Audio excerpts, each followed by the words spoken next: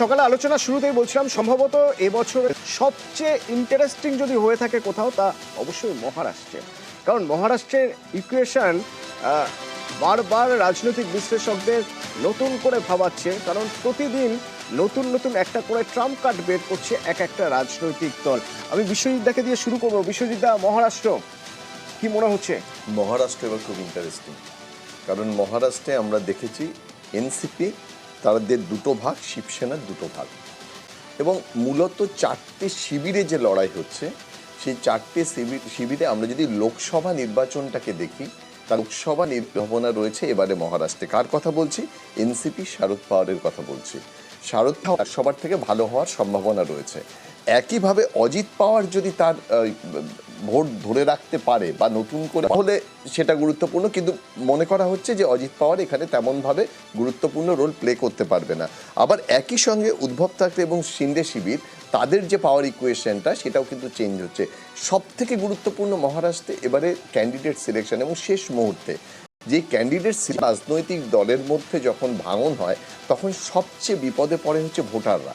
তারা হয়তো কেউ আদর্শে বিশ্বাস করে, সেই আদর্শ থেকে ব্যক্তির দিকে চলে যায়, যে আমি এই দলকে সমর্থন করব। একটু আগে আমরা এমব্লেম নিয়ে যে কথা বলছিলাম, তখন কি ঠিক গুরুত্ব, এবং আপনি বলছেন প্রার্থী বাছাই এবং শেষ মুহূর্তে এমন কিছু ঘটনা ঘটে যাওয়া যার প্রভাব ভোটে পড়বে কিনা সেটাও দেখার। আমি বলছি এবারের মহারাষ্ট্রের ভোটকে বিশ্বজিৎদা বলা হচ্ছে যে ক্রিপ্টো বনাম ক্যাশের লড়াই। একদম। আমি আরো একটা গুরুত্বপূর্ণ তথ্য দিই।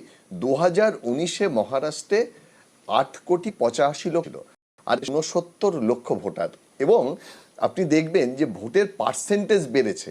একদিকে ভোটার বেড়েছে আর একদিকে ভোটের পার্সেন্টেজ বেড়েছে। ইস্যু কি ছিল? রাহুল গান্ধী গিয়ে এখানে বলছেন যে কৃষকদের বোনাস দিতে হবে, বলছে পেঁয়াজের প্রাইস যেটা এমএসপি সেটা নির্ধারণ করতে হবে। এর সঙ্গে তো ওই সামাজিক প্রকল্পের কথা আপনি বললেন, সামাজিক প্রকল্প রয়েছে। আর অন্যদিকে গিয়ে নাসিক মডেলের কথা বলছেন অমিত শাহজি। তিনি বলছেন নাসিক মডেলে মহারাষ্ট্রকে বেঁধে ফেলা হবে। আরও একটা কর্মসংস্থানের কথা বলছেন, এবং বলছেন যে কারিগরি শিক্ষাকে গুরুত্ব দেওয়া হবে মহারাষ্ট্রে।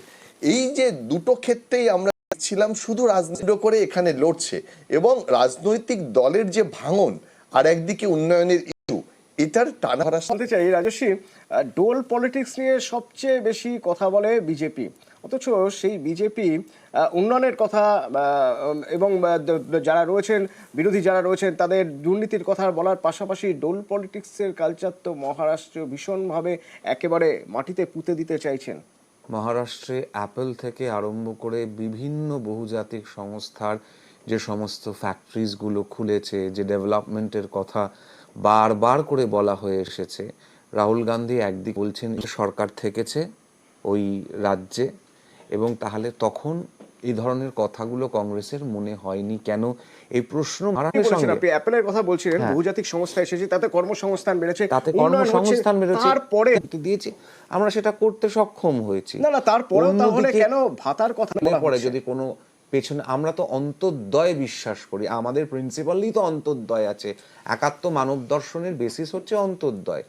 আমরা তো বামপন্থী মানসিকতার এইখানে তো তাদের সাথে আমাদের বিরোধ, যে কারুর কাছে 4টে সাইকেল আছে, নেই, সেই জন্যই এখানে লক্ষ্মীর ভান্ডার। মহারাষ্ট্রে কর্মসংস্থান আছে, মহারাষ্ট্রে ফাইন্যান্সিয়াল ক্যাপিটাল বম্বে, এই রাজ্যে এবং আগে সব পেপারে ভারতবর্ষের কতগুলো ইন্ডাস্ট্রিজ তৈরি হয়েছে বিগত 10 বছরে, তার পুরো ডেটাতে পরিষ্কারভাবে পশ্চিমবঙ্গে যারা ওই বেঙ্গল সামিটে যাচ্ছে তারাই রাত্রিবেলা পেয়ারি বাহন প্রজেক্টটা সেখানে দরকার কেন পড়ছে? লড়কি বাহন পেয়ারি বাহন অবশ্যই, কারণ সরকার তো আমরা জাস্ট হাতে নিয়েছি।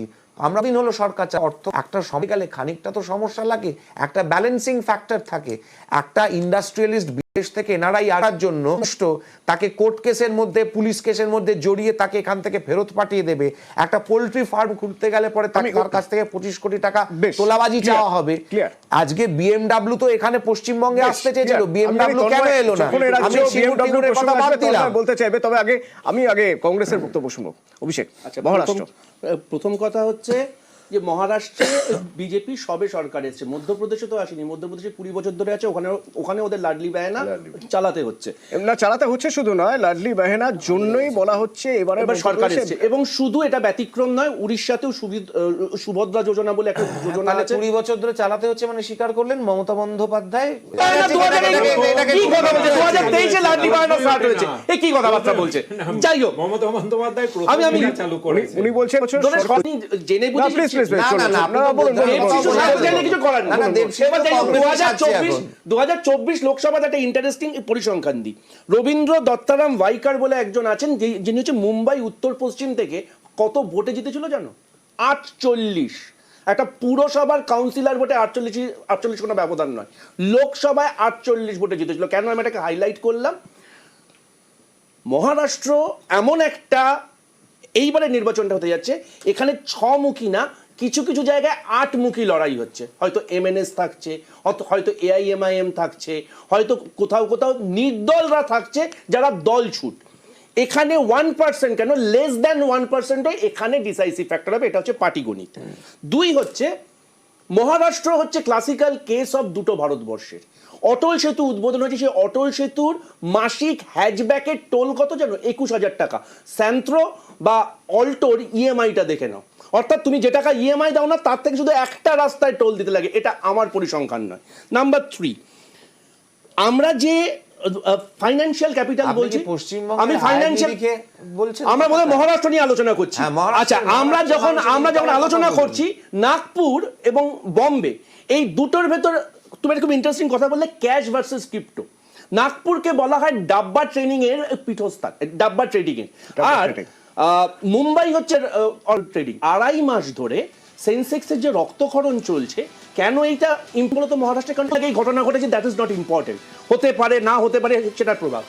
কিন্তু শুধুমাত্র শেয়ার বাজারের ওপর সংসার চলে কয়েক লক্ষ পরিবারের। নাম্বার 4, লাস্ট স্টেটমেন্ট একটা দিয়ে দিই। চাউল আছে না, যে চাউলকে ধরো আমার এখানে একটু সফিস্টিকেটেড বস্তি বলতে পারি, সেখানে 1 BHK এর ভাড়া হচ্ছে 40,000 টাকা। ওখানে তুমি 13 টাকা করতে পারিনি। তাহলে এটা স্বীকার করতে হবে যে রাহুল গান্ধী 2019 সালে যখন ন্যূনতম আয় যোজনা বলেছিল, তখন বিজেপির যে অর্থনীতিবিদরা বলেছিল টাকাটা আসবে কি করে, ঠিক সেখান থেকে আজকে যেখান থেকে টাকাগুলো আমি একটু অন্য পার্সপেক্টিভ দেখতে চাইছি শুভজিতের কাছে। লং মার্চ আমার সে সময় মহারাষ্ট্রে থাকার সুযোগ হয়নি, কিন্তু আমি সোশ্যাল মিডিয়া এবং বিভিন্ন গণমাধ্যমের মাধ্যমে যে লং মার্চ দেখেছিলাম, তাতে সামহাও কোথাও যেন আমার মনে হয়েছিল যে এটা একটা এমন একটা বিষয় যে বিষয়টা সম্পর্কে আরও জানা উচিত। আরও জানতে জানতে আমি দেখলাম একেবারে যাদের কথা বলছেন রাজস্বী, ঠিক তাদের প্রান্তিক পাড়ার মানুষদের উঠে আসার একটা লড়াই, তাগিদ, তাদের তাগিদের জায়গা থেকে। এই লং মার্চের কোনো বেনিফিট, কোনো সুফল বামেরা পাবে বলে মনে হয়? দেখো, বামেরা তো 3 জায়গাতে লড়াই করছে, এবং এই 3 জায়গার মধ্যে একটা জায়গাতে বামেদের বেশ দীর্ঘদিনের MLA রয়েছেন, এবং এখানে জায়গার মধ্যে 2 জায়গায় আমরা তাদের যে অ্যালায়েন্স, সে আমরা লড়াই করছি, এক জায়গায় একটা বন্ধুত্বপূর্ণ ফাইট হচ্ছে।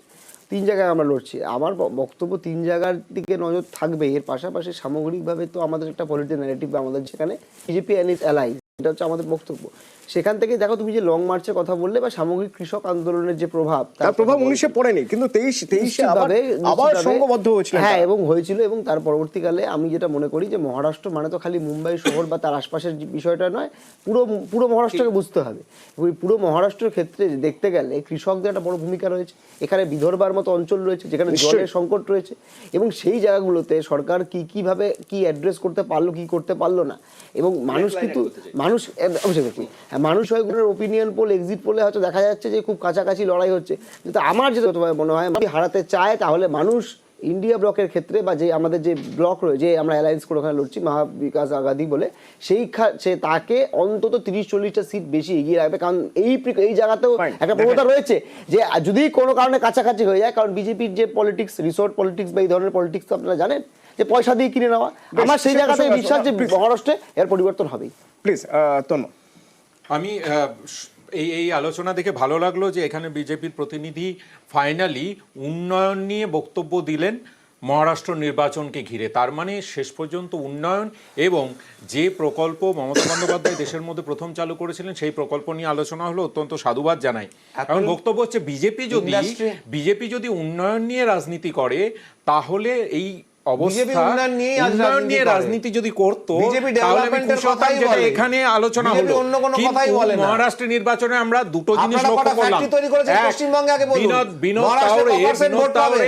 ক্যাশ মহারাষ্ট্রে ডিস্ট্রিবিউট করতে কপারসেট গিয়ে ভোট ধরা পাবেন। পড়লেন। এই আলোচনা বিনোদ তাওরে ক্যাশ চলবে, please। ডিস্ট্রিবিউট করতে ধরা পড়লেন এবং দ্বিতীয় কথা আরে হচ্ছে পার্থ চ্যাটার্জির কথা বলুন এ রাজ্যের প্রসঙ্গে চলে এলে তো এ রাজ্যের প্রসঙ্গে আবার ফিরবো এ রাজ্যের প্রসঙ্গে ফিরবো বিরতির পর এই রাজ্যের প্রসঙ্গেই থাকবো বিরতির পর প্লিজ বিরতি সঙ্গে থাকুন।